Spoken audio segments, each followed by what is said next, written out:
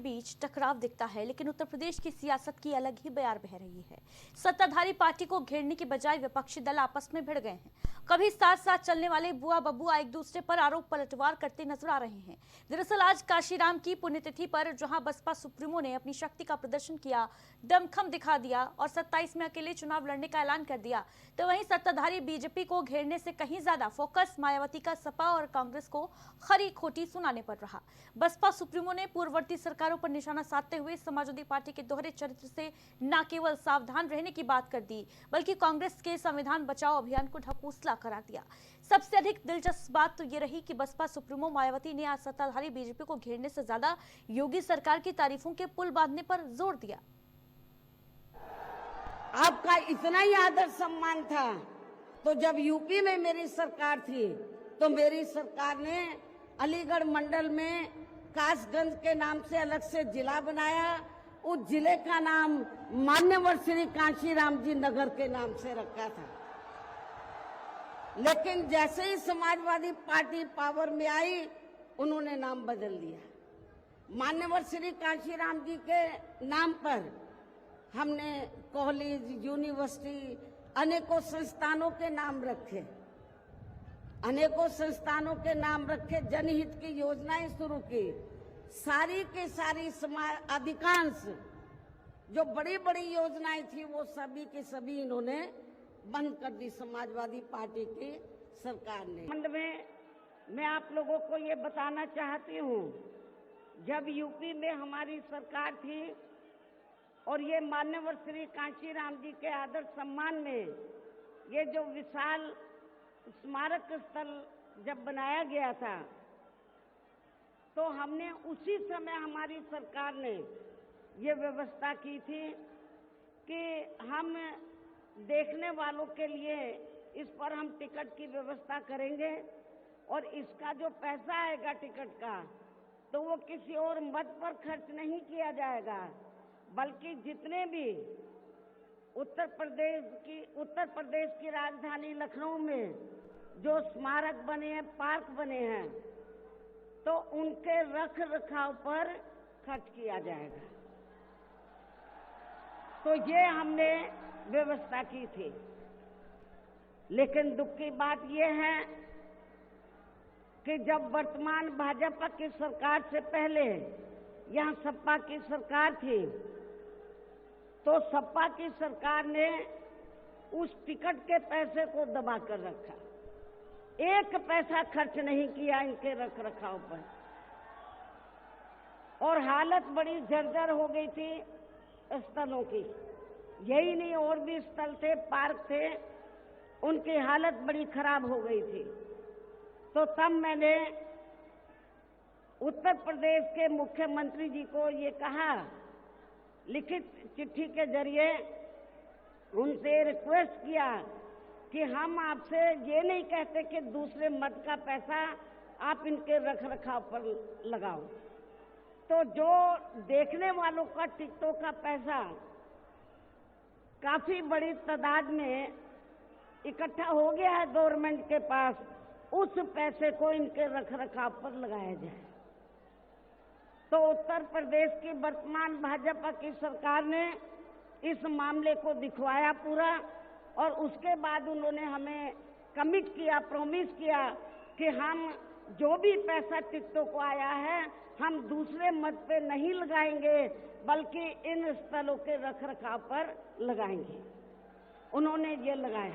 सन 2007 में देश के विशाल आबादी वाले यूपी स्टेट में पहली बार हमने यहाँ अपनी पार्टी के अकेले ही पूर्ण बहुमत की सरकार बनाई है। हालांकि पहले 3 बार हमने बनाई, वो मिली जुली सरकार थी, लेकिन चौथी बार हमने अकेले अपने बलबूते पर यूपी में पूर्ण बहुमत की सरकार बनाई है। जो यहाँ खासकर कांग्रेस, बीजेपी, सपा व अन्य जातिवादी पार्टियों को कतई भी अच्छा नहीं लगा है, जबकि इससे पहले केंद्र की रही भाजपा सरकार ने सत्ता का दुरुपयोग करके मेरे ऊपर व मेरे माँ बाप, भाई बहन एवं अन्य रिश्ते नातों आदि के ऊपर भी अनेकों गलत एवं फर्जी केस दर्ज करा के हम सभी को जबरदस्ती इनकम टैक्स व सीबीआई आदि के जंजाल में फंसाकर हमारी छवि को धूमिल करने का हर संभव पूरा प्रयास किया है। इसके साथ साथ आगे चलकर इन सब मामलों में केंद्र की रही कांग्रेसी सरकार ने भी हमें न्याय देने के बजाय बल्कि काफी उलझा दिया था और तब फिर हमें इन सब के विरुद्ध माननीय कोर्ट में भी जाना पड़ा है, जहां हमें न्याय मिला है।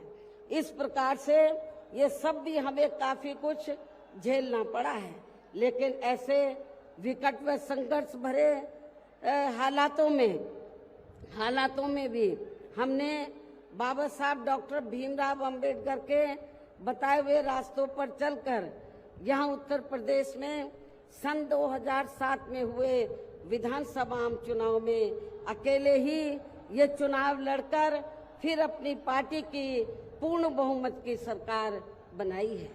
आजादी के बाद इनसे पहले यहाँ शुरू में काफी वर्षों तक कांग्रेस पार्टी के रहे शासनकाल में तो इन वर्गों का हर स्तर पर काफी ज्यादा शोषण व उत्पीड़न आदि हुआ है।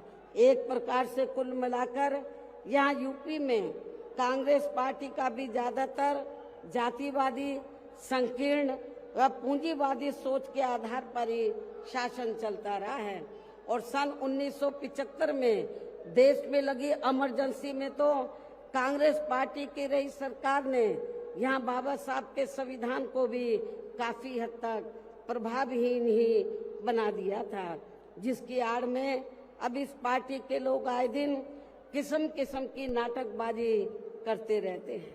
संविधान को हाथ में लेकर किस्म किस्म की नाटकबाजी करते रहते हैं। वहीं मायावती के इस संबोधन के बाद बिना देर किए अखिलेश यादव मीडिया से रूबरू हुए और बहन जी के आरोपों पर न केवल सफाई पेश की बल्कि उन्हें एक बार फिर बीजेपी की बी टीम करार दिया। अब अगर जुल्म करने वालों की ही आभारी हैं वो, तो मैं क्या कह सकता हूं। जुल्म जो सरकार कर रही है उनके ही आभारी हो रही है, बताइए। तो ये सांठगांठ नहीं है तो क्या है सांठ? मैंने तो आपको पेड़ के नाम भी बताए। बीजेपी वाले बता दें पेड़ के नाम, कौन से पेड़ लगाए। और यहां पर ये चौराया, ये आपका भारतीय जनता पार्टी झूठे मुकदमों का वर्ल्ड रिकॉर्ड बनाना चाहती है और झूठ बोलने में नंबर 1 है। एनसीआरबी के आंकड़े जो बताते हैं, जहां महिलाएं, बेटियां और कम उम्र की बच्ची सबसे ज्यादा असुरक्षित कहीं है तो उत्तर प्रदेश में है। और ये हमारा आपका डेटा नहीं है, ये एनसीआरबी का डेटा है। और इसके साथ साथ सबसे ज्यादा अन्याय अगर कहीं बढ़ा है, कहीं हो रहा है दलितों पर, तो वो उत्तर प्रदेश में हो रहा है। ये भी एनसीआरबी का आंकड़ा बता रहा है। और हमारे साथी जानते होंगे कि मान्यवर काशीराम जी को इटावा से सांसद बनाने के लिए समाजवादी पार्टी, नेताजी और हम सब का, और यहां पर बहुत सारे साथी बैठे हैं, इनका सहयोग रहा। और उसका परिणाम ये रहा कि जो कम्युनल पॉलिटिक्स थी उस समय पर, उस समय जो कम्युनल पॉलिटिक्स पीक पर थी, उसका मुकाबला अगर किसी ने किया था तो सपा बसपा। और बहुत विस्तार से हम लोगों को आर.के. चौधरी साहब ने भी बताया कि किस तरीके से चीजों को उस समय अनफोल्ड किया था।